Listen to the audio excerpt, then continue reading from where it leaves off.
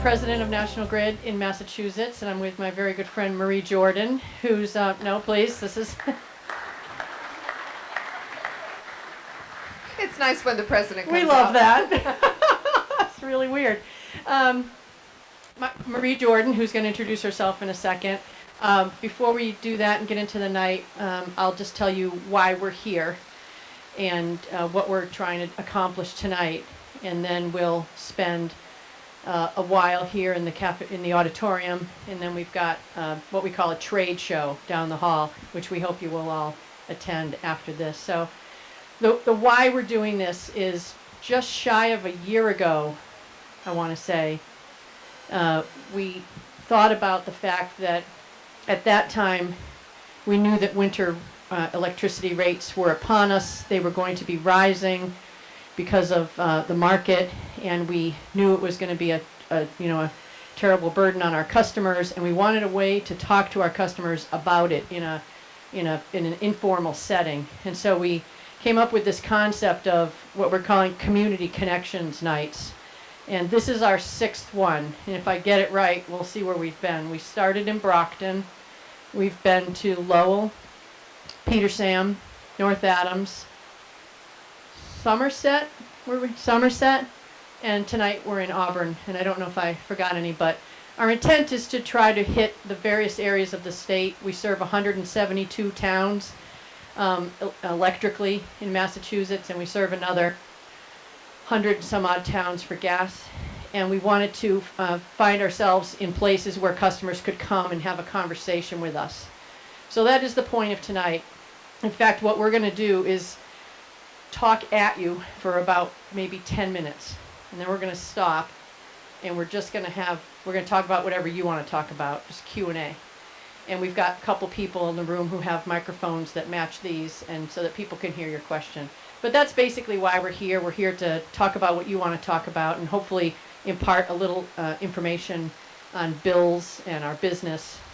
And so with that, I'll pass it to Marie. Thanks, Marcy. I'm Marie Jordan. I'm a senior officer in operations for National Grid. About 31 years now in the utility industry. It's nice they let me start when I was 5 years old. But majority of my time has been over either the construction or the engineering portion, and I love coming to central Massachusetts.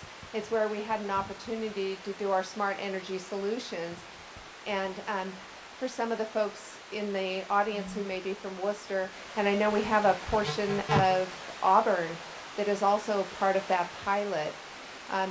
It's a great place when you can start doing the technology and the changes we have to our energy system and really start looking at the grid of tomorrow. We filed a grid mod application, and that grid mod application is really a 4-prong approach. It's about the smart metering. It's about creating that capability to communicate back and forth with the customers about energy usage and things like that, and expediting that distributed energy connection process. And another piece around technology, how are we more efficient with the energy that we have on the lines? How do we make sure that what we deliver to you is at the best cost because we've managed it as we've gotten it to the home? So, and then the technology is the last piece on really how do we expedite restoration and things like that. So 4-prong approach, it's with the DPU. It'll be a bit until we probably hear. But that was filed, and hopefully we'll get to see the benefits of some of the next generation of the system. Yeah, so we pride ourselves actually in bringing to you a safe, reliable network, but I think you all know it's not a very smart network. If you have an outage, if the power goes out at your house because a tree fell down or the wind blew or someone hit a pole, we don't know it until you call us. That's just the way it works on this planet right now. And so the grid modernization that Marie talked about is helping to kind of propel that into the 21st century. So we're looking forward to that outcome, and we can talk about that and any other things you want. Before we go any further, I did want to recognize 3 people who are sitting in the back. So your town manager, Julie Jacobson, who I've known for a few years, is here, and I want to just thank you for the supportive partnership that we have with the town, Julie. Ken Holstrom, the chair of the Board of Selectmen, is here, right next to Doreen Goodrich, so as vice chair of the Board of Selectmen. So you're well represented in this community, and we feel like we have a good partnership with them and a very open line of communication. So I want to just thank you for being here. So my part in this is to talk for just a few minutes about bills, electric bills. And again, coming back to why we're doing this in the first place, I thought we would best do this by showing you a picture. So if I do my technology right. Yeah, right. So this picture tries to describe to you when you pay your electric bill, what a dollar goes for, how it's broken up. Because I will readily admit that electric bills are very confusing. So what happens, and we'll start on the left. There's a piece called supply, standing right in your way, I apologize. Well, actually, let's start in the bottom right. Over here, you pay 17.5 cents for every kilowatt hour of electricity that you use. So 17.5 cents. And of that, about half, right now in the summer, a little over half, 51%, is what we call supply. It's actually the juice, right? It's the electricity itself that comes over the lines and enters your home or business. And that is a product that we buy on the market. We don't generate electricity. We used to in the olden days. We don't anymore. We go out into the market, we buy it, and we sell it to you at the same price. That's the law. The law and the regulation says you go out for bid twice a year.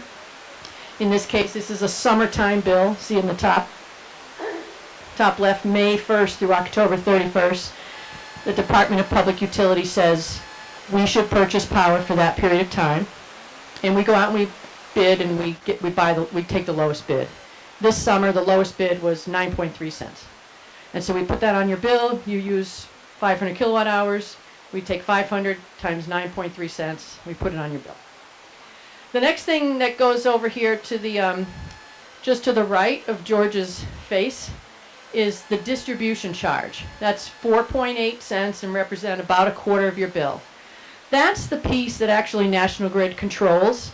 It's the cost of our employees, the folks out driving the trucks, the folks who work in Northborough who answer your phone calls, the people who process your bills, the people who come to your house if the power's out.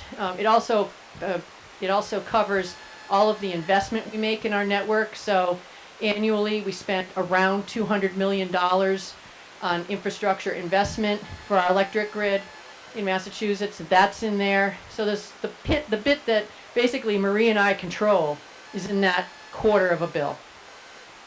And then next to it, we've got in declining pieces here, we've got a piece called transmission. It's about 2.5 cents. That's the amount that we pay to the transmission companies to bring the power to us. It's in this case, there are a number of transmission owners in Massachusetts and New England. One of them actually happens to be a National Grid affiliate called New England Power, and others are owned by Eversource and Star NU. We pay about 2.6 cents to bring you this power over the high voltage lines. Those are the ones you see in the woods on the really tall towers. And then lastly, there's a sliver on the end, which is around energy efficiency. So you may not know this, but every single month you pay about a penny into an energy efficiency fund. And that's why when you call Mass Save, and help me out back there, is it 1-800 Mass Save? Where's my Mass Save guy? What is the number? Oh, I put you on the spot. You should know your phone number.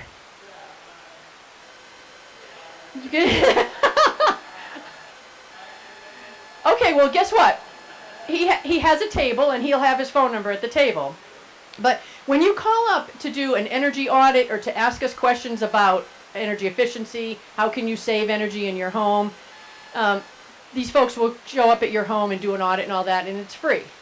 But it isn't really free because you're paying a penny a month for it, okay? A penny per kilowatt hour in there. So you're paying for it. Use it. I've done it at my house. They gave you great tips on how to save energy and all sorts of stuff. So that's in there. And that's basically the bill. So if you look at it, the biggest part of your bill is the stuff that you use, the actual energy that you use, the electricity. So what happened was, this time last year, when we were starting to go out to bid for the winter prices, the market was going through the roof. And that was happening for a couple reasons. One, in the prior winter, so now think back 2 winters ago, we had 2 polar vortexes. You remember that? It was really, really frigid. And most of the generating plants in New England, 51% of the generating plants burn natural gas to generate their power, which we then buy for you. Over time, more and more plants are burning gas. It used to be just 15 years ago, or 10 or 15 years ago, about 15% of the plants in New England burned gas. Now it's over half. And so all these generating plants are fighting for this gas to burn so that they can generate electricity for you. So they shot up, so 2 winters ago, when they were generating their power, everyone was using a lot of electricity. You don't really think about it. You think in the winter, you think I'm using a lot of oil, I'm using a lot of gas to run my furnace. Well, your furnace it runs on electricity. It's got a fan, it's got a motor. So you're using a lot of electricity in the winter. And they weren't having enough, they had a hard time keeping up with gas supplies 2 years ago, because we were all using a lot of it to run our furnaces and also gas to heat our homes. So last winter, just about a year ago right now, the market got smart and they said, right, I'm not going to lose money like I did last winter. I'm going to jack up my rates to cover my costs and make sure that I have enough gas supply to generate electricity. And so when we went out to bid at this time last year, the prices came back about double. And in fact, so start here, that was, the summer rate supply, 9.3 cents. When we went out to bid last year, the market said, nope, 16.3, thank you very much. And so not quite double, but almost double. We were surprised by that because that was the highest rate we had ever seen in the market. So we did what the regulation says. We bought it on your behalf. We put the price on your bill, and we tried to start communicating what had happened and why. A lot of people like to blame National Grid for the high costs because they think that we're creating the price ourselves. We're not. As I've said, we buy it in the market and we sell it to you, but the bill comes with our name on the top of it, so I understand why you get mad at us. I get that. So we put these, the bill looks the same, it's just that piece is bigger. The distribution, the transmission, the energy efficiency, really basically the same in the winter as in the summer. It's that supply price that goes up and down. Thankfully, the winter ended and we were back to summer rates, which is this again. But here we are facing winter again. And one main thing hasn't changed. The market is still tense about its ability to get enough gas to generate electricity for us to buy to sell to you. And the reason for that, you'll see if you read newspapers, or there's a lot of news around bringing more gas capacity to the region. Basically, when generating plants went from about 15% burning gas to now over 50% burning gas, during that time period, we as a region, meaning New England, did not increase the capacity to be able to bring that gas in. We still have the same number of pipelines we had back 20 years ago. I use the analogy, it's like if we were all trying to drive around New England without the Mass Pike and 495 and 290. All we had was 20 and 9. That's what it's like. It's trying to shove all that gas into just a few pipelines. So when you hear the cry for help us invest in, companies who are building these pipelines will put out ads and what have you that says, help us invest in gas pipelines. That's why. When we have more ability to bring more gas into the region, these generating plants will have more supply to generate electricity for us to buy to sell to you. So that's a long journey. I suspect when those pipelines get built, and then and prices will come back down. That's just the way markets work. But it's a 2 to 3 year process. That doesn't happen overnight. So here we are in August, anticipating going out to bid for the winter rates for you. per the laws and regulations. And we will see rises again this winter, so you need to know that. Your bill will go up on November 1st, again. The crystal ball, the best we can tell right now, is we haven't gone out to bid just yet, but the crystal ball that we use suggests that last year your bills went up 37%. The crystal ball suggests it won't be that big again, but honestly, we don't know. Standing here right now, it's a guess. Could be 20%, could be 30%. Our guess is it should be less. It's still going to go up. So I just want to be clear about that. Prices will not stay level in the winter months. So when we go out to bid, we will buy the lowest rate that people have, and we'll pass it to you for what we buy it for, but they will go up. So that's kind of electric bills 101 that I wanted to cover. And what I thought we could do now is spend some time talking about whatever you want. Bills, smart energy solutions, our smart grid pilot, grid modernization, what's it like in the day of a life of a line worker at National Grid. The other thing too, in our trade show, we have a number of tables. We've got employees, and if you're a National Grid employee, could you either raise your hand? Yeah, so see all these lovely people that we get to work with? There are probably 30 of them in the room. They're here to answer your questions. And so they're going to man these booths that we set up in the cafeteria. One's around customer service.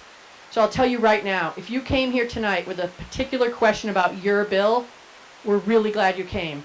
But don't ask it here in the public forum. We've got a table just for you out there. So save your question if you've got that for table number 1 on your left. We also have a table on for Mass Save where the phone number will be passed out. He's probably already Googled it. I'm sure he knows it by now. So they gave me a mic, which is dangerous. So it's 800-632-8300. And Elizabeth can attest that there's many numbers for different services within Mass Save, and that's why I didn't come right out with it. So All right. That's the reason. I won't ever put you on the spot again. I feel really bad about that. But there's a Mass Save and energy efficiency table. There's one on distributed generation, which is solar energy, wind energy. There's that. We've got one on safety, because safety is actually our number 1 priority at National Grid. We've got, what are the other ones we have out there? Grid modernization. We've got a handful of tables and 30 or so employees to take you through that. And if we're smart about what we've done, we've also got some food. Is that a yes? We got food out there, Ben? We got food? Mm-hmm. Snacks, food, coffee, whatever. So we've got food. And we would love to have a conversation in here with questions that all of us can talk about. But then again, we'll be hanging around for another hour. We've promised to clear the premises at 8 p.m. So when 8 o'clock comes, we'll try to clear up the tables. But for the next 2 hours, we're sort of yours, and we'd like to talk about whatever you've got. So the only thing we ask is that you talk into the microphone so everyone can hear your question. We hear about the gas leaks all over the place and the gas lines underground. How aggressively are you attacking those and trying to eliminate them? I'd love to answer that question because right now I have a lot of gas responsibilities. In Massachusetts, we actually went very purposefully through a legislative process to increase the number of leak-prone pipe miles that we get to replace. We're headed towards a trajectory of about 200 miles a year in Massachusetts. So it's a big number. This year, we're right around 140 for a projection for the end of this year of miles. So the most efficient way to do it is to take out the old pipe that's leaking and put in the new pipe. There are some leaks that get graded differently by the severity of the leak. When we have a leak that reaches a category, and this is US-wide, these are standards that are set by our federal DOT, those leaks we absolutely fix. Some of them we don't walk away from the leak until it's fixed because it actually is hazardous. There's other ones that we have different protocols on when to fix them. There are some that are so small, they often aren't even detected unless there's a place that it traps the odor in the gas and you can smell it. And then those ones, when we get calls on them, quite often we'll go out and repair them, check them, make sure that they haven't changed. But that's a similar protocol across the U.S. on how leaks are managed But definitely we make it a priority. We've actually been very aggressive as a utility as a whole, both in trying to get the pipes replaced, really addressing methane leaks, working with upstream from the gas systems. I interact quite a bit with some of the big pipelines and some of the even the oil producers on how do we manage that methane and the release of gas across the whole chain of the gas system. But yeah, we're very aggressive as a utility. So you need to know that the system that we have, our gas system, and I know we don't serve gas to town of Auburn or in the city of Worcester, but our fellow utility Eversource does. And we feel, and I think they would probably say the same thing, our system is safe. Our system is reliable. The reason you smell gas sometimes, we actually put that odor in there so that you'll smell it. It's the reason. It's sort of like the symptom that you can, we put it there on purpose. But as Marie said, when we check a leak, if it's what we call a grade 3, which is a baby leak and is completely not hazardous, we will often not fix it. And it'll go on a list. We definitely fix the hazardous ones and all that. I just wanted to point out that Senator Moore and Representative Paul Frost have been able to join us tonight too. So I'm sorry that I didn't mention that earlier, but it's good to have you. Thanks for coming.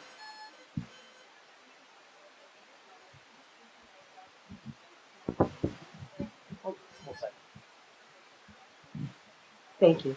Can you explain a little bit more about the smart meter program and what it would mean to the average homeowner? Thank you. Okay. Sure. So the state asked all of the electric utilities to create a pilot program for smart meters and smart grids. And so we initiated ours in January of this year.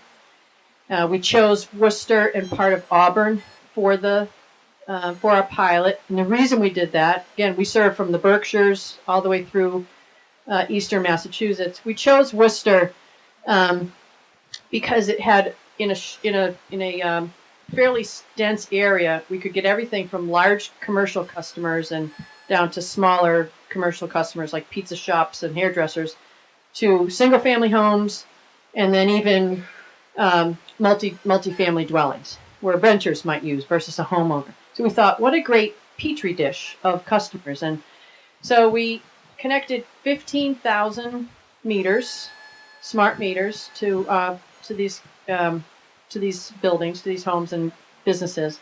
And basically the way it works is for a 2-year period, we've created a program whereby the customers are able to learn about their energy uses on a real-time basis. So if you happen to be someone with a smartphone, you can go on like this and you can see what energy you're using that day right then. You don't have to wait to the end of the month for us to walk by and read your meter and then send you a bill. So the program is around a number of things. One, what do you as a customer do differently, if anything, given the availability of information? Does it change your behavior at all? We also put smart equipment out on our network. So pieces of equipment that will allow us to detect outages more readily. I mentioned earlier, we only know there's an outage if you call us. With a smart grid, what we're trying to test in this pilot is can we find ways to detect outages more quickly and then have them fix themselves automatically? So self-heal. And a great example was, I can't remember when this was, Marie, but it was in the winter time, so maybe February. We had an outage that fixed itself in 4 minutes.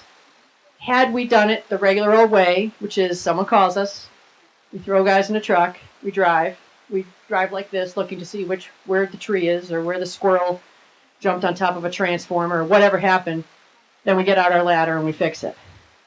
It would have taken, 2 to 4 hours. It fixed itself in 4 minutes. So that's another thing we're testing. How does that work? We still have to climb up and get the limb off the wire, but it isolates it down to a very small area. Right. So It's just a smarter grid to help us understand. And the point from a customer's perspective, I guess to answer your question, is we're hoping our customers use the data in a way where they can save energy. Part of the program is to price your bill differently. So if you're in the pilot, you're getting a set of prices that are different from everyone else in National Grid in Massachusetts.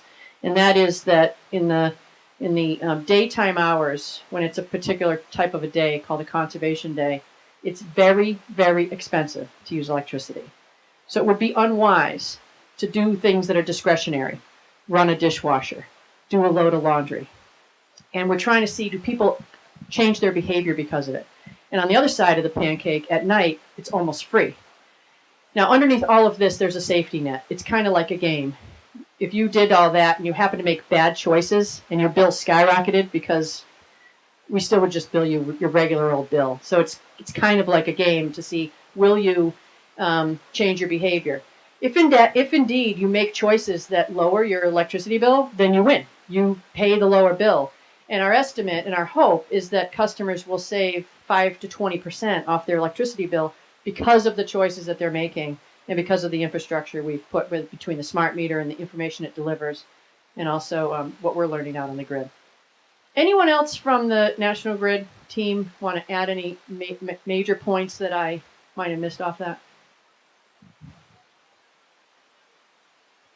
Modernization, come over to our table, and we'd love to we can give you more of the details. Right. Thanks, Rita. There is a table on this out there. I think we label it Grid Modernization, but please come and visit that And table. one thing I will point out, though, about that is the real benefit to us is our system is sized for that very peak amount of usage. And if we can get people to be more aware of that and more able to help offload the burden, we don't have to do so much new infrastructure work just to increase the size of the facilities. So there's the win when we get the discounts and we start doing this more broadly.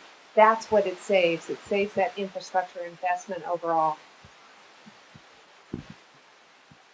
I had a couple of questions about. So first question is, are there any steps being made taken for the lines to be going underground so that they won't get affected by storms as much? Then the second question was, are there any particular programs that you recommend for wind and solar for individual homes? It seems so expensive to try to get solar panels for my house. And I just would like some input on that.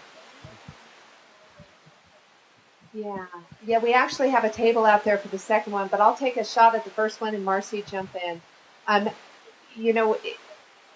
In the underground areas, there is less impact from trees and other things on lines. Here's the downside. The cost differential to be able to take those power lines and put them underground is tremendous. Plus, when you have an outage, they're much, much longer because it's so much harder to pinpoint and find that location. But there is a way that we're looking at the systems, and we continue to evolve in this, and looking at it is, are there ways we can improve the reliability? Because it starts way back at the substation that isn't close to the home, where the lines get impacted. So you'd have to underground from the station out. It's kind of like a hose. If your hose has got a big hole in it right near the water faucet, the water's not going to come out the other end. So even if you were undergrounded in your street, but you were fed from Hill and Dale wires across the system, that's where the big impact is. But how do you lessen that? And that's where we're going, is in a whole society looking at how do we manage our energy differently? How do we create different ways of handling outages, bringing things up, the smart grid, rerouting the electricity over the lines that are up. So there's a lot of things we look at all the time to improve our reliability. But as often as it seems like if you just undergrounded the lines, the costs, the upkeep, trying to find the outages when they do occur, when you have this length and distance, and you still have the transmission behind it, which is often much less impacted. But there's still those major power lines that it wouldn't be easy to manage underground at all. So It's back to the source, how we deliver energy, where are we on microgrids of the future and things like that, other generating sources when we have outages. I think that's more in where the solution lies. But for your questions on the distributed generation, we have a table out there. We can give you a lot of information on that. And yeah, it is a big investment up front. You really have to understand your options. There are a lot of ways to do it, a lot of vendors, takes a lot of research and usually some upfront capital, but they have some information out there to help you out with that. I called one of the solar developers to see if I could get panels on my house, and I was disqualified because I live kind of at the bottom of a hill, and my neighbor's house is like this, and their trees were shading my roof, so I didn't pass. But they'll come out to your house and look at a lot of different things. Yeah. Stop at the table. Elizabeth, do we have... Oh. One up there and then I'll come to this one. Oh, Ben's way in the back. Chair of the Board of Selectmen. Excuse me. I have a question back on the supply. It seems like it's driving the price. You walk around town, you drive down the main roads, the state roads, you turn every street corner. There's solar panels all over the place. How is this affecting the price? Is that built into the mix of the price in the market? Is there anything we can do? I mean, I'd support solar panels all the way through if we knew the price could come down a little bit, but maybe you can shed a little light on that, please. Is your question around the price of the solar panels? Is that? No, it's the power generated from the panels. Yeah. So it does add energy into the system, all those small distributed generation. But herein lies the challenge. We don't have the same kind of contracts we have with large generators. We don't have the same commitment. We don't have the visibility to all the distributed generation to be able to manage it. No one actually can calculate in. We'll see dips and rises. Where we see it is when we look at planning studies year over year. We'll look at the usage of an area and it will go down. So you may see that in small pockets, but it's not enough to offset the required generation to be able to do that management of balancing the grid. I think just about everybody's probably heard at some time of a big major blackout that's sprawled across a huge area. Usually that's when the big system grid falls out of balance. And that's where they're managing the generation and managing how it's coming in. So it's even though we've seen a decline, you've also seen a growth in the usage across. So the generation, rooftop generation, is really only offset some of the big growth. In a few pocketed areas, Massachusetts, we've actually seen when it's made a difference for the infrastructure requirements, but it's not yet really made a difference for the generation. Did I capture your question? And you're talking about the big arrays of solar panels, aren't you? I'm now just catching up with you. I'm lagging behind. I will add one thing to what Marie said, and that is that there will be days, and there are days where the sun's not shining or there's been a lot of snow, and the folks who are fed by those solar panels need to receive power from the grid. And so it doesn't actually alleviate the need for us to build infrastructure. And we have the obligation to still be there for you if your solar panels don't work. This gentleman has follow that. President Reed, thank you for having this discussion. The last year and a half, since late February, my ears have been ringing nonstop and I can't sleep. I'm electrically sensitive and have been studying this, and I'm sure you're probably aware this has been a problem nationwide. So my question for you, President Reed, could you not have the data sent by telemetry over a cable channel instead of by microwaves? Thank you. Well, thanks very much for the question, and please call me Marcy. There's a lot of studies and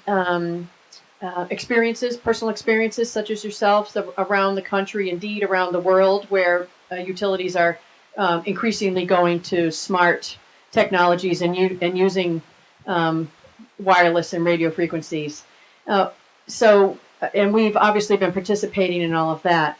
The whole point is to be able to utilize technology that will help us to deliver information more in a more widespread and quicker to customers.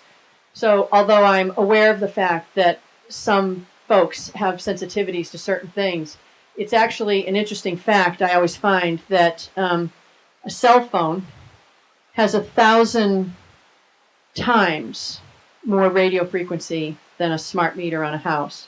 A microwave oven has 500 times more radio frequency than a smart meter on a house. So the smart meters are well within the parameters of reasonability for on the studies that I've done. So we can talk to you further outside about that. I'd be interested in your experience, but I want you to know that the meters are totally safe. They're a fraction of what other laptops in your house, microwaves, and cell phones have. But thank you for the question. Residents are being bombarded with mailers, telephone calls, advertisements for reduced energy, solar, and to the average resident, it's very confusing, especially as to what role National Grid continues to play. Is there a place that we can direct residents to get clear, concise, understandable information? I've heard from residents who have signed up with new companies, and there's hidden fees, there's charges, and now they're looking to get out of these contracts. And people are nervous with the rates going up, so they're making rash decisions. And we'd like to have a place that we can direct people to get clear, accurate information before they sign a contract. Yeah, thanks for the question, Doreen. It's a great one, and I am remiss in not having addressed that straight out in the beginning. So the phone calls you're bombarded with and the mail that you get are from people called alternate suppliers. They are legitimate companies. They sell electricity. They go into the same market we do, and they buy electricity. They just buy it differently. And they package it up in marketing bundles and are able to offer it to you at a different price. So let's totally make up an example, but it'll be close. Last year, when we announced that our price was going to go up 37%, the marketers saw an opportunity. And so they started calling everybody. And they'd say, National Grid is going to charge 16 cents a kilowatt hour for your electricity. See that 16 cents down there? For a total of 24. You can skip all that, Mrs. Goodrich, if you sign up with me, because I'm only going to charge you 12 cents. And they'll do the math for you and they'll say, I'm going to save you $30 a month. You say, that's a good deal. And you sign up. And sometimes that's a good deal. What they don't tell you, or what they might tell you, is that in the springtime, when our rates come back down to 9, they're still at 12. So they are legitimate companies. Most of them are owned by bigger companies that go by different names. Some of them are smaller commercial outfits. But what I always tell people is just read the fine print. Read the fine print. Sometimes if you get into that contract and you do choose later to come back to National Grid, and we'll always take you, there's a back out fee, or there's an early termination penalty or something like that. Just read it. Read the fine print. And you should also know, if you do choose to go to an alternate supplier, that's fine. That's great for you. If you've done your homework and you can find you can save money by going to someone else, do it. I put my mother on an alternate supplier about 3 years ago. What happens is National Grid will always be there for you. We still own the wire outside your house. We still drive the trucks. We still answer your call. It's just that we're not buying the product, the electricity for you. It's someone else is, and they're bringing it through our wires. So we'll still send you a bill with everything off to the right. That doesn't change. It's just that you won't be paying our supply price. You'll be paying someone else's supply price. So, but I agree with you. Sometimes it's very confusing. We also have folks outside who are happy to answer those types of questions too. Also on our website, you can go and see the names of alternate suppliers that are out there. We have a couple of questions. One is that The meters we have now are perfectly adequate, and what they do is they transmit out to the street when the truck goes by to trigger them to get a reading of the energy use. But people need to understand that smart meters also transmit into the house, communicating with chips in your appliances. And I think for me that's a violation of constitutional right to privacy in your own home. And I don't know why you all need to know what appliances are running in real time. Yeah. The other thing is that I really like that term of Worcester as a Petri dish, because it really is a biological experiment when you take this technology, radio frequency waves that are designated by the World Health Organization as a Class B human carcinogen, like lead, asbestos, DDT, and benzene. You can opt out. You can opt out from everything from the meter. If there's a way It you can doesn't opt out. save you from the transmissions from the LIDAC states. We're happy to chat with you about this outside, and you absolutely can opt out. Thank you. Yeah.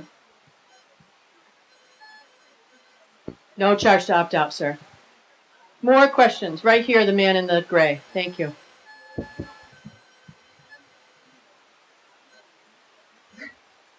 Oh, sorry. There we go. Hi. You being the head of National Grid, you folks have known for more than 10 or 15 years that power generation in this region was going and converting more and more to natural gas. You no longer do the generation and you're buying it from other suppliers. What are you doing to strong arm them to get better prices for your consumers? Okay. Yeah, I've done a lot of speaking on this recently. I've been down in DC actually helping educate some of the folks even from our area about this. The market for electricity, it's not that the electric market we're controlling or strong arming those folks. They aren't allowed to go to Spectra, Kinder Morgan, any of the big pipeline guys and say, I'm going to contract with you for firm gas. I want you to build the infrastructure for the firm gas. And so the pipeline would have come earlier had they been able to say, I want that firm gas. Now we're looking at a real paradigm shift on how do we expand the pipelines? How does the electric utility look to do it on the customer's behalf for your electricity costs by saying, I'm going to get firm gas for you? Because right now on the gas side of the house, when we were in the cold winter days and we had to actually take our non-firm customers off, we have to shut them down because they don't have a contract for the gas and everything's out from the market. In the Northeast, just this last month, we actually were the beneficiaries of the lowest gas prices in the entire U.S. So a fraction of what gas has been before. And so once we solve this pipeline problem, Spectra, Kinder Morgan, when those lines get built, and we find a way to get firm gas to the 50% of our generation in New England, which is expected to go to 85 in the next 5 years, we're going to be the beneficiaries of some of the best gas prices. And hopefully we'll see the same electric benefit when we get that firm gas. But we're in this transition point that the markets didn't expect to come with the constraints on the gas as quickly as it has. And it's the generation shift that's really driven it. It's not us strong-arming them saying, don't pay that or don't charge us that higher price. It's their ability to contract for the gas so we could build the bigger pipes. For at least 15 years. And you folks, as the head of National Grid, should be planning like every homeowner plans for when they have to deal with price increases. Yep. Why are you not pushing more alternative energies? So Geothermals. We knew we were getting rid of coal-fired power plants 25 years ago because of the hazardous waste and the problems with that. Why weren't you folks ahead of the ball game? And I know you're fighting with people in the Berkshires who are holding up the pipeline, which is a big part of the bottleneck for this region. And it's now created other challenges, not only with our electric bills, but economic growth. Yeah, let me take a shot at it. So we have, for the last 28 or 29 years, led the nation, frankly, in energy efficiency. And one of the reasons we do that is because we do believe that people need to be utilizing energy differently in their homes. So we try to get people to reduce what they're using through energy efficiency. Years ago, we started, ahead of, frankly, most other utilities, to try to contract and create our own set of renewables. You'll know if you ever paid attention to the whole Cape Wind contract. We really did try for years to spur that so that we could get offshore wind generation. We have 21 megawatts, or will by next June, 21 megawatts of solar generation that we own, that we can provide to our customers. To be honest with you, everything I just mentioned is more than the average utility has. The problem with the equation, and I understand your frustration, but because we don't own the plants anymore, we have no way to influence how they get their raw product. Marie explained they're getting their raw product through these pipelines, but we're not part of that equation anymore. We simply are the distribution wire that runs outside your house. That's the only part. Since deregulation in 1996, that's the only part of the energy equation that we have on the electric side. So we have to rely on these generating companies, whether they're gas, in this case, or coal or oil. We have to rely on them to go out and get the cheapest raw product they can to generate electricity for us to buy to sell to you. Why, before this time, someone like a Kinder Morgan or a Spectra, or indeed one of the generating plants, hasn't been successful in getting that infrastructure here, is there's all sorts of reasons for that. Unfortunately, I think what happened was it took a good crisis for people to wake up. And when prices went up 37% for us, and for Eversource it was 29%. Prices went up across New England. It's not just Massachusetts. Finally, people are saying, oh, right, we have a problem here. We need to satisfy our supply issue. And so that's when the flood of information and exposure and media articles and everything you see, people are now finally talking about it. So we're happy for it, but as Marie described, we unfortunately don't play in that equation anymore.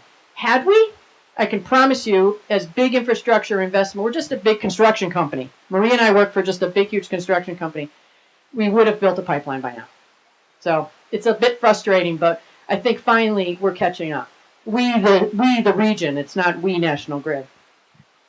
So it's the pipelines that are causing the problem? That's the whole issue? We're not trying to blame anyone. It's the equation that's incomplete right now.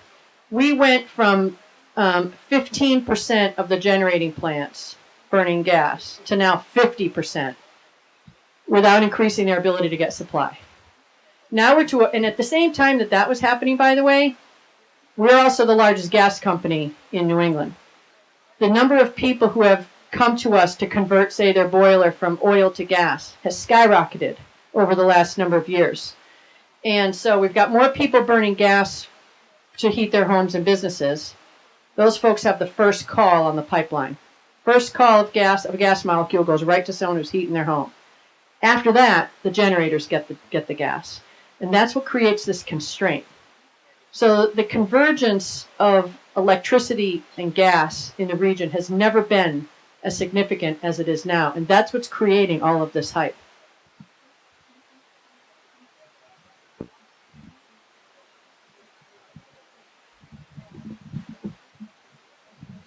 Hi there. First, Marcy, I'd like to congratulate you on being the CEO of National Grid. You just promoted me. I'm actually just the president. Oh, just the president. I appreciate that. We better tell our boss. Congratulations on being the president of National Grid. I'm not sure what the difference is, but congratulations.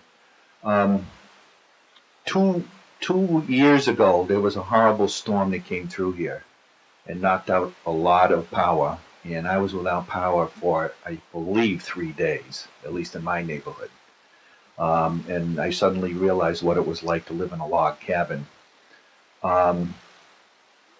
It took an awful long time to fix, and I did ask some questions, and I realized the media storm and what you had to go through. I felt bad for you because it, and one thing that I found out is I couldn't understand why it was taking so long after the power went out. And what I heard, and maybe you can correct me if I'm wrong, was the linemen couldn't go up and start repairing lines until the wind stopped, because it was a safety hazard. So until the storm was completely over, and it went on for quite a long time, the high winds, you couldn't even begin to repair things. And of course, my question was then, or is to you tonight, is can't we fix that? I mean, I realize that it would be dangerous for the linemen. Perhaps there are union rules involved here, but in order to fix the problem, it would seem to me that you've got to find a way to repair lines in high winds so we can restore power. And just as an aside, last year when we had the storm, I didn't lose any power. The tree trimming was fantastic. Well, you thank just you. answered your question, okay? But let's go through it. And Marie's going to take most of this. First of all, that was 2011. It was August 29th. There's Hurricane Irene. And then on October 29th, we had the snowstorm, the October snowstorm, you'll remember, that brought down all the limbs with the leaves still on the trees. They were each classified as a 100-year storm, and they happened 9 weeks apart, so go figure. But yes, at the time, we lost, in the first storm, 500,000, Deb? 500,000 customers in Irene. And in the second storm, just shy of 400,000 customers. We lost a significant portion of our service territory in those storms. And though it took us, in some cases, days to restore the power, what you saw in the last storm that you mentioned, or in Nemo, which was February 13th last year, or Juno this past year, you saw a totally different National Grid show up at your door. I'm going to let Marie tell you about why that is, what changes we made to fix that. Well, and actually, I'd like to step back and address the question on the linemen. They aren't in the office waiting for the wind to stop blowing.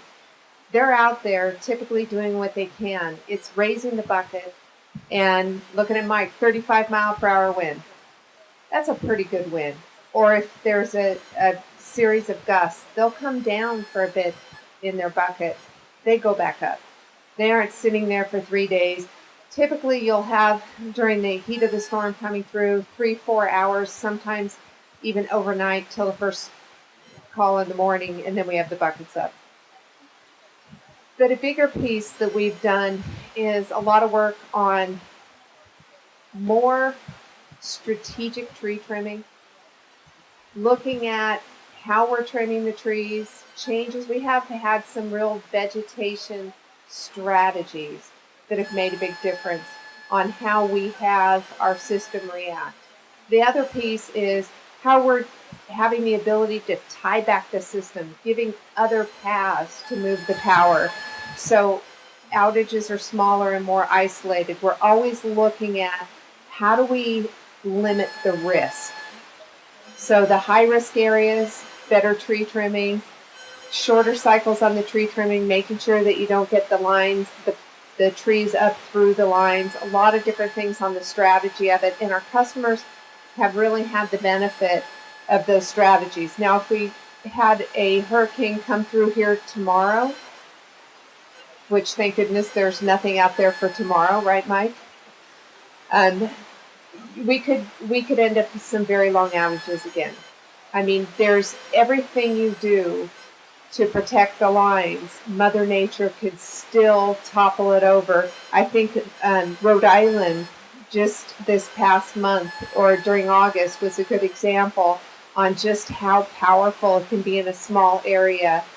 And even when you do all the things you need to do, if you have a wind shear that comes through there, sometimes, you know, all the tree trimming and all the investment you've done, now it's how do we use better information? I think they have a weather bug at this school.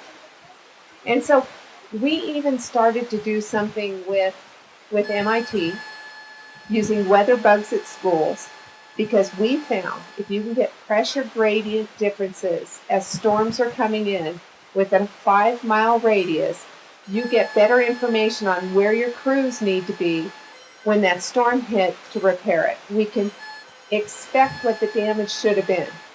And each time we finish a storm and load all the damage we find, now that system's smarter next time.